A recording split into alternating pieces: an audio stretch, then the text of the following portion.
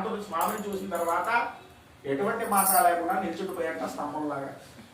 వెంటనే స్వామివారు కల్పించుకుని అడుగుతున్నారు, పోయి కలహప్రియ, గొడవలేంది ఎక్కడికి రావు కదా, ఇలాంటి వైకుంఠానికి వచ్చి ఆ విషయం ఏమిటయా అని చెప్పి అడుగుతూ ఉంటే నారదమహాము చెప్తున్నట్ట, దేవాదిదేవ జగన్నాథ సూత్రధారి 14 లోకాలు నడిపిస్తావు కదా, నీకు తెలియకుండా ఏమైనా జరుగుతుందా?